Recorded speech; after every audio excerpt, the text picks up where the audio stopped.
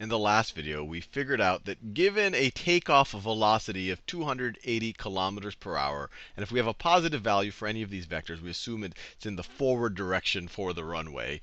Given this takeoff velocity and a constant acceleration of 1 meter per second, or 1 meter per second squared, we figured out that it would take an Airbus A380 about 78 seconds to take off.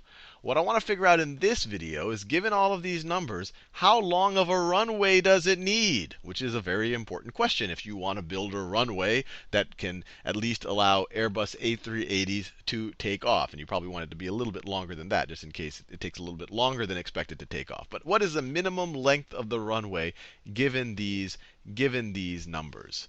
So we want to figure out the displacement, or how far does this plane travel as it's accelerating at 1 meter per second squared to 280 kilometers per hour, or 278, or where did I write it over here? 278. I converted it over right over here.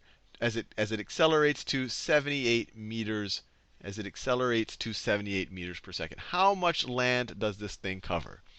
So we can say, so let's call this the displacement, is going to be equal to, so displacement is equal to, you could view it as velocity times time.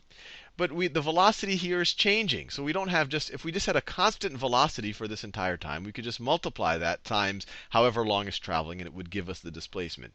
But here our velocity is changing. But lucky for us, we learned, and I encourage you to watch the video on y distance, actually the video on average velocity for constant acceleration.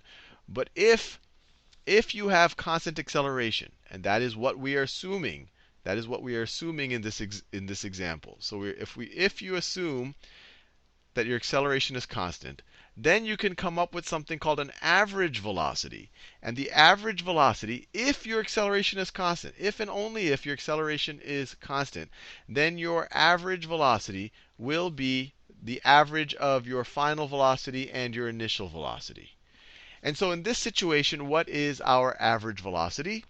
Well, our average velocity, let's do it in meters per second, is going to be our final velocity, which is, let me calculate it down here.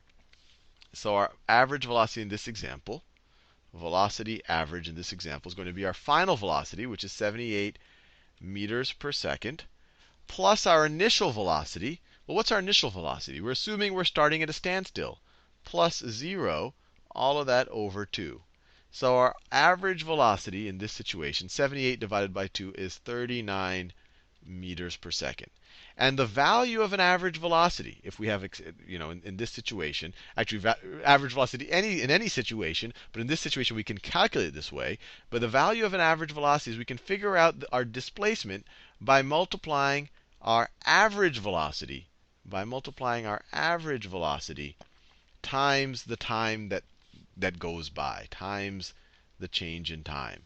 So we know the change in time is 78 seconds. We know our average velocity here is 39 meters per second.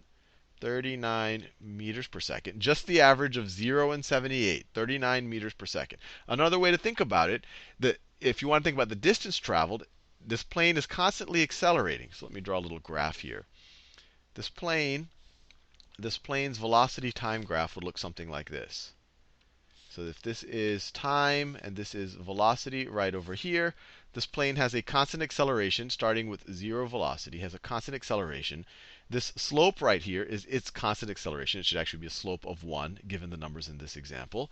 And the distance traveled is the distance that is the area under this curve up to 78 seconds, because that's how long it takes for it to take off.